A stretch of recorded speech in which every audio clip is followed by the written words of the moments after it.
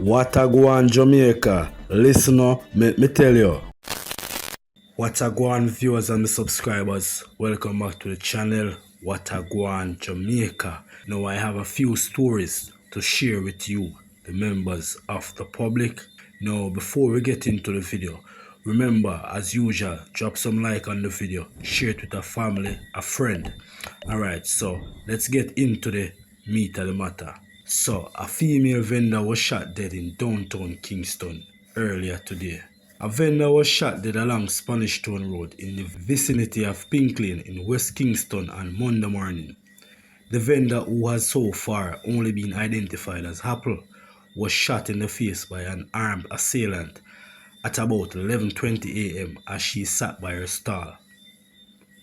Initial reports are that explosion was heard in the vicinity of Apple's stall and her body was found leaned back in a chair with a bullet wound to the face. A chilling video of the scene has been circulating on social media. The police have been processing the crime scene. Now viewers and subscribers, you know how YouTube stay. Because of YouTube policies, I cannot post that video on YouTube, but the video is all over social media. It is a gruesome and terrible act, my people.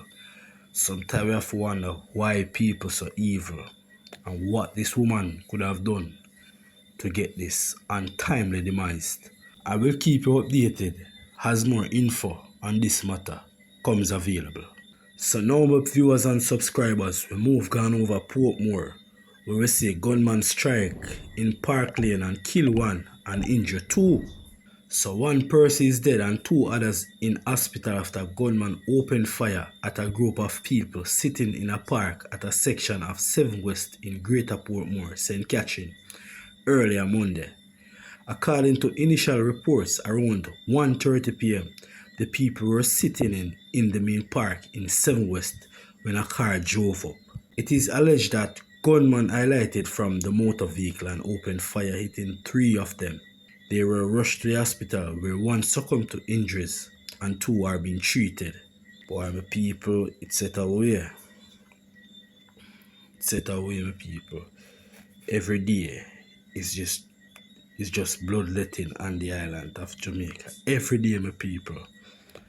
Every day we just ask God, say, when it go stop, how it go stop, what can be done for it to stop? But I think that's an answer that will never be answered. Some viewers and subscribers, I have a next story to share with you.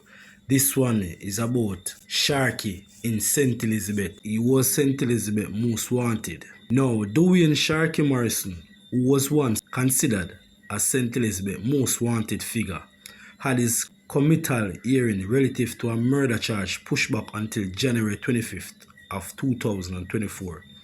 The development came when the case was mentioned in the St. Elizabeth Parish Court on Thursday. Morris is charged with the murder of 34-year-old farmer Everton Spence in the parish last year.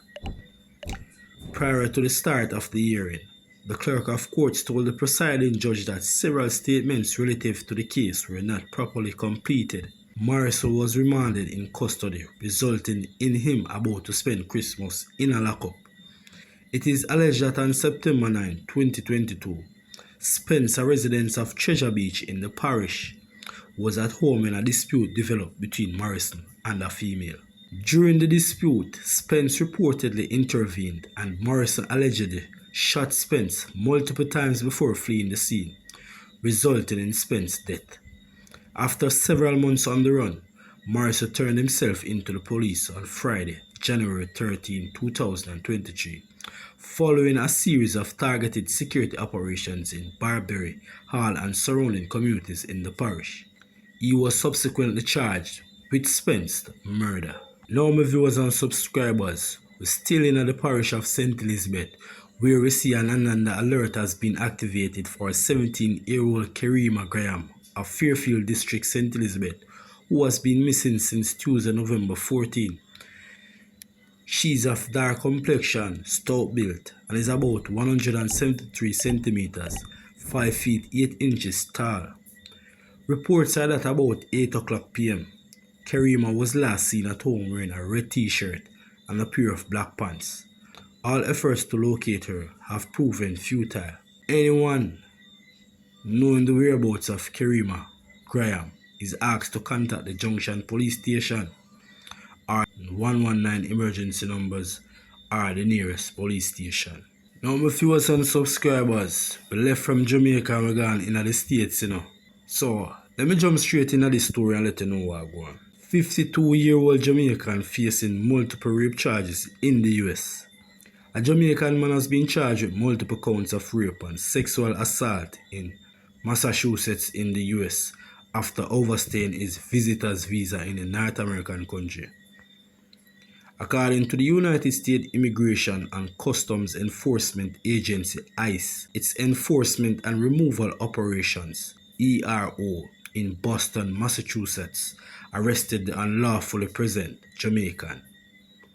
This unlawfully present Jamaican national posed a significant threat to the public safety of our community. ICE said the 52-year-old Jamaican, who has been unlawfully present in the US for more than 2 years, was arrested by local police on 2 counts of rape and 1 count of assault. To rape, he was arraigned in the Falmouth District Court in Falmouth, Massachusetts on October 27. It said the Jamaican was originally admitted to the US under a visitor immigration visa in July 2020, but he failed to abide by the conditions of his visa and remained more than 2 years behind its expiration. Following his arraignment on the rape and assault charges, ICE said ERO Boston issued an immigration detainer with the court seeking his custody. Despite the existence of the immigration detainer, ICE said the Jamaican was released from a Barnstable, Massachusetts correctional facility on October 31. He was arrested by ERO Boston officers without incident on November 7 and will remain in ICE custody pending removal from the US. Yeah, my people, so right there, so say that Jamaican there, him not have no lot and part with the states anymore because ICE have him in a detention right now, and the people them say is a big threat to them community in the US.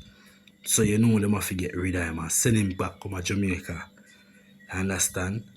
It is good for you to get a visa and go visit the next country and come back to your yard. And on the other hand, I can understand why a lot of people want to go to a foreign country and overstay their visa for opportunity-wise purpose. I can understand that. But to each his own. So blessings, viewers and subscribers. Remember to like the video, subscribe to the channel if you haven't, turn on the post notification bell to be notified when I upload a new video.